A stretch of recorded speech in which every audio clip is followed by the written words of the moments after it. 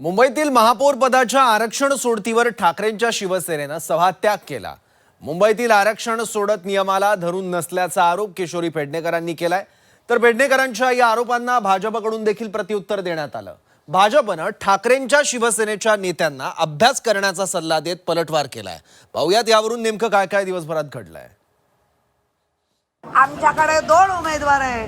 तिथे तुमचा बृहन्मुंबईमध्ये तिथे तुमचा हा नियम लागतो, याचा अर्थ लॉटरी ठरवून केली। प्रशासन आणि आमचं म्हणणं आहे की हे नियमानुसार प्रशासनाने पूर्ण कारवाई पूर्ण केलेली आहे। किमान 3 नगरसेवक जर एसटी कॅटेगरीचे असतील तरच एसटीचं आरक्षण हे महापौराला लागू केलं जाऊ शकतं। यांच्या गरजा सुद्धा सत्तेच्या दृष्टिकोन ठेवून केल्या जातात। ती कायद्यानुसार, परंपरेनुसार, नियमानुसार झाली आहे।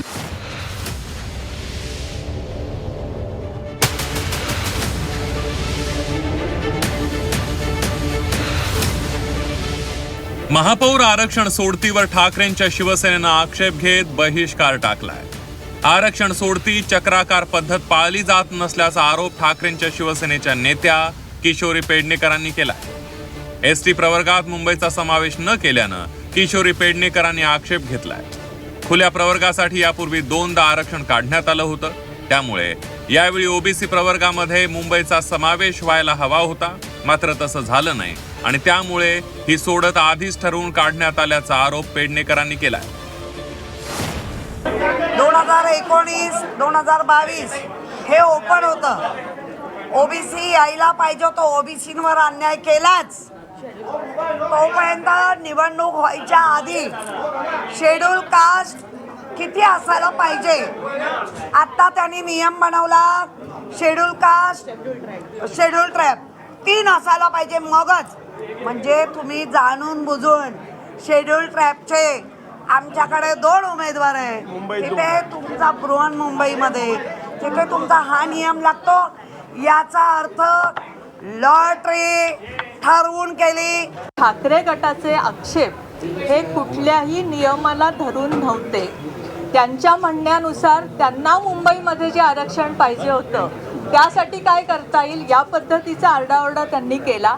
आपण त्यांना बराच वेळा विचारलं की आणि त्यांनी आक्षेप नोंदवणं हा त्यांचा हक्क आहे।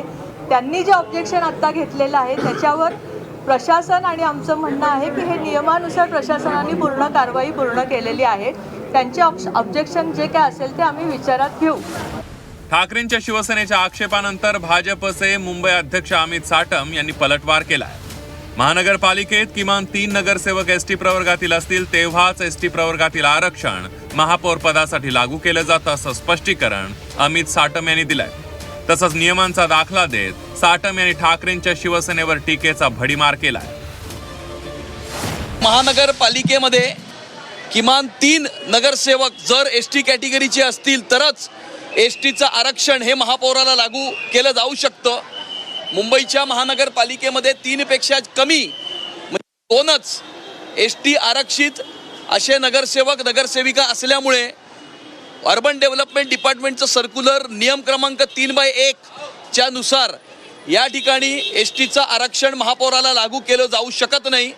आक्षेप घेणाऱ्यांना माझी विनंती आहे की urban development department, Bombay municipal corporation act आणि रूल नंबर 3/1 याचा अभ्यास करावा, तुमचं उत्तर तुम्हाला सापडेल। महापौर पदाच्या आरक्षण सोडतीवरून अरविंद सावंत यांनी देखील भाजपवर थेट आरोप केले। भाजप सत्तेसाठी हवे तसे नियम बदलू शकतो असा आरोप सावंत यांनी केलाय। तर आरक्षणाची सोडत कायद्यानुसार आणि नियमानुसार झाल्याचं आशिष शेलार यांनी म्हटलंय। बदलण्याची गरज काय मला कळते, पहिला काय गरज भासते। यांच्या गरजा सुद्धा सत्तेच्या दृष्टिकोन ठेवून केल्या जातात। त्या गरजा असतात, काय बदललं पाहिजे, काय केलं पाहिजे। उद्धवजींनी वॉर्डची संख्या वाढवण्याचा विचार केला होता, लोकसंख्या बळकता तुम्ही नाही करू दिलात। लोकसभेची संख्या वाढवायचं मात्र नक्की ठरलेलं आहे, मग महापालिकेची का नाही वाढवायला दिली। आरक्षणाची सोडत हा प्रक्रियेचा भाग असतो आणि त्या प्रक्रियेमध्ये जे काही आरक्षण सोडत झाली ती कायद्यानुसार, परंपरेनुसार, नियमानुसार झाली आहे। आणि आता नियमानुसार महायुतीचा महापौर मुंबईत बसेल, वाजत गाजत बसेल, मुंबईकरांच्या आशीर्वादाने बसेल, मराठी माणसाच्या सेवेसाठी बसेल संपूर्ण मुंबईच्या विकासासाठी बसेल. महायुतीचा महापौर डौलाने बसेल. 29 महापालिकांसाठी महापौर आरक्षण सोडत जाहीर झाली आहे. मात्र मुंबईच्या सोडतीवरून चांगलंच राजकारण तापलंय.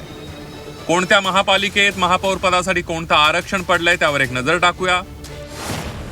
बृहन्मुंबई महापालिका सर्वसाधारण महिला, ठाणे अनुसूचित जाती खुला, कल्याण डोंबिवली अनुसूचित जमाती खुला, नवी मुंबई सर्वसाधारण महिला, वसई विरार सर्वसाधारण खुला, मीरा भाईंदर सर्वसाधारण महिला, उल्हासनगर ओबीसी खुला, भिवंडी निजामपूर सर्वसाधारण खुला, पनवेल ओबीसी खुला, पुणे सर्वसाधारण महिला, सांगली मिरज कुपवाड सर्वसाधारण खुला, कोल्हापूर ओबीसी खुला, पिंपरी चिंचवड सर्वसाधारण खुला, सोलापूर सर्वसाधारण खुला, नागपूर सर्वसाधारण महिला, अकोला ओबीसी महिला, अमरावती सर्वसाधारण खुला, चंद्रपूर ओबीसी महिला, नाशिक सर्वसाधारण महिला,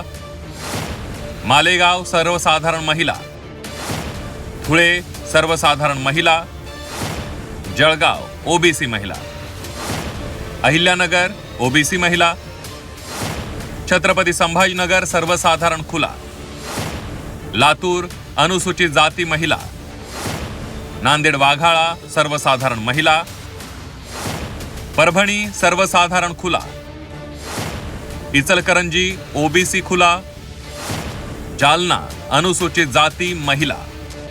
आधीच मुंबई महापालिकेत सत्ता स्थापनेवरून जोरदार हालचाली सुरू आहे.